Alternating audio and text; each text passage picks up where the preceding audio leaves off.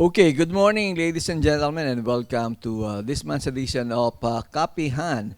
Ang Kapihan po ay hatid sa inyo ng Pampanga Press Club with of course our partner hotel, partner resort, ang Han Casino Resort dito po sa Clark Freeport, Pampanga. Anyway, to begin with, para sa buwan po na ito, dito po sa Kapihan, we will be having our friends from Han na magbibigay po sa atin ng update kung ano na po ang latest developments sa mga proyekto po ng Han dito sa Clark Freeport at maging sa New Clark City. At mamaya naman po ay magiging bisita rin natin ang bagong-bagong mayor, newly minted mayor po ng Tarlac City, si Mayor Susan Yap. Anyway, like what I have announced, kasama po natin ang ating kaibigan. Matagal na po natin siyang nakakasalamuha at siya po yung lagi nating pinupuntahan dito sa Han. Walang iba ang ating kaibigan si Miss Cheryl Mamangon. Ay, Miss Cheryl, kumusta na? Morning, Kumusta ang Han? Sir Noel. Okay lang kami. Kayo, kumusta? We're good, we're good. At It's nice to see everyone again. and it's nice to know na our partnership has been going on for several years now, and thank you for that sa Thank pangalan you po ng also, Pampanga Press yes. Club. So, balitaan mo kami anong latest developments sa So Han. yun, good morning everyone, and we're here to give you a quick glimpse of what's next at Han Casino Resort or Han Resorts. So, I'm going to show lang a video. Okay, I hope this works. Alin naman masyado. Ayan, okay. Hi, sorry. Okay, ito, di ba? Okay. So, as shown in the video, we're coming up with it's a expansion of our casino. It's a canyon-inspired gaming space. So, it will feature additional gaming facilities. So, we'll have additional 52 gaming tables, 578 slot machines, more parking space like around 329. And of course, we'll also feature additional 3 new restaurants. These are Asian restaurants within Han Casino Resort. So yun, there's something to watch out, no?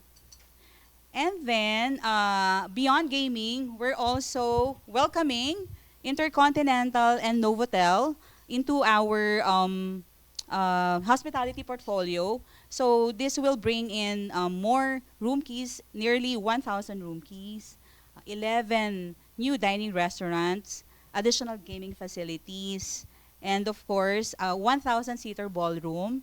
We'll also have a golf simulator and a lot of meeting rooms. No? So this expansion continues our commitment to creating bold and extraordinary experiences.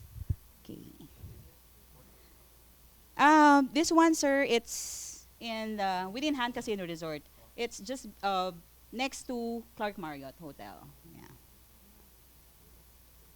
And then looking ahead, this is a bigger picture, our vision for Han Reserve in New Clark City. So as you see in this master plan, this is a place where nature and luxury meet. So this 450-hectare development will be the official home of the PGA of America, and we will also be featuring signature golf courses to be designed by, of course, Jack Nicklaus, KJ Choi, and Sir Nick Faldo. And we will also be showcasing exclusive residences, public park, international school, hospitality brands, and by the way, we'll be doing a soft launch in October because we will be launching the first golf course in Han Reserve. So, yon. And also, the expansion of the new casino, it will also be simultaneously launched in October or November this year. Ayan. So those are just some of the important milestones we have on the horizon for Hann Resorts. And we'd like to thank everyone. Sincerely thank you for all the support that you have been given us throughout the years. And of course, we look forward to more meaningful collaborations in the future. Diba? Thank you, Pampanga Press Club. Okay, our friends might have some questions, pero mauna na ako. How big is the golf course and when is it targeted for completion? Sir, the first golf course that we will be launching would be the Jack Nicklaus. So it's an 18-hole golf course. We're looking at October or November this year, but the hard launch will be in the first quarter of 2026. So this year na pala yan.